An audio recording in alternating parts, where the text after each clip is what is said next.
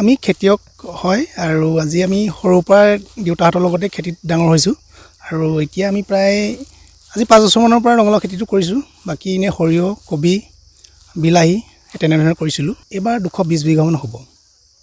বিক্ৰী কৰিছে নেকি? বিক্ৰী এতিয়া আমাৰ লোকেল মানে যিখিনি আমাৰ স্থানীয় বেপাৰী আছে তেওঁলোকে নিছে।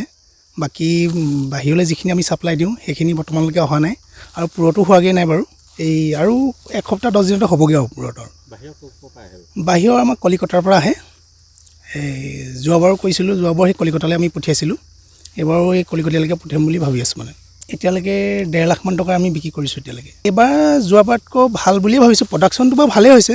খালি এইবাৰ অলপ ৰেটটো যোৱাবাৰতকৈ কম যেন মানে অনুভৱ কৰিছোঁ আৰু। বৰ্তমান বজাৰত কি ৰেট? বৰ্তমান এতিয়া 8 টকা 10 টকা কুইণ্টেল প্ৰতি চলি আছে এতিয়া বৰ্তমান।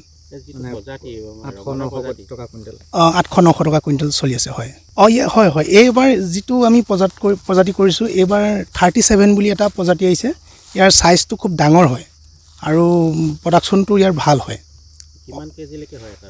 এইটো 8 কেজি, 9 কেজি, 7 কেজি তেনেকুৱা ছাইজলৈকে হয় এটা। আপোনাৰ খেতিত কিমান কেজিলৈকে ৰঙালাও ডাঙৰ হৈছিলে? মোৰ আজি আমাৰ দেউতাই যেতিয়া কৰিছিলে তেতিয়ালৈকে আমাৰ এটা ৰঙালাও 40 কেজিলৈকে আমাৰ ৱেইট হৈছিলে মানে। এই মাটিডোখৰতে? এই মাটিডোখৰতে, হয়। আজি এইটো দিন হ'ল, আজি 20 বছৰমানৰ আগৰ কথা এইটো।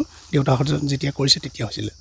যোৱা বছৰ আপুনি কিমান টকা লাভ কৰিলে ইয়াৰ পৰা খেতি? যোৱা বছৰ আমি 22 লাখমান টকাৰ ইয়াৰ পৰা পাইছিলোঁ আমি। খৰচ কিমান হৈছিলে তেতিয়া যোৱা বছৰ? খৰচ আমাৰ 7-8 লাখমান টকাৰ হৈছিলে যোৱাবাৰ। আপোনাৰ ৰঙালাও খেতিৰ উপৰিও আপুনি কি আছে?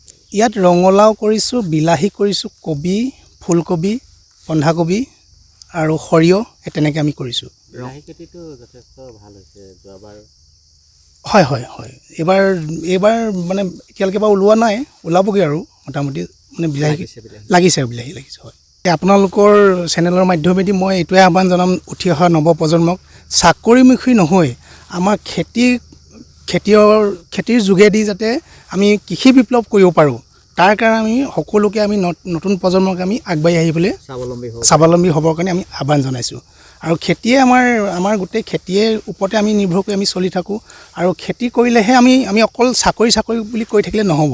কাৰণ খেতিতে আমাৰ বহুতখিনি আমাৰ ইয়াতে মানে বহুত পৰিয়াল পোহপাল দিব পাৰি আৰু বহুত চলিব পাৰি, বহুত আমি দেশখন আগুৱাই লৈ যাব পাৰি, আমি বহুত স্বাৱলম্বী হ'ব পাৰি, অকল আমি চাকৰিমুখী হ'লেই নহ'ব। এই ঠাইডোখৰ মানে আমাৰ একচুৱেলি মানে কি হয়, এইটো এটা আমাৰ মানে এইডোখৰ জপৰা চুক বুলি আমাৰ যিটো মতে জপৰা চুক আছে, মানে সদ্যহতে মানে কি হয়, নদীয়ে সহায় ইপাৰ সিপাৰ কৰি দিয়াৰ কাৰণে মানে দৈয়াঙে মানে খহনীয়া কৰি দিয়াৰ কাৰণে এটা টোপৰ কৰি দিলে মানে।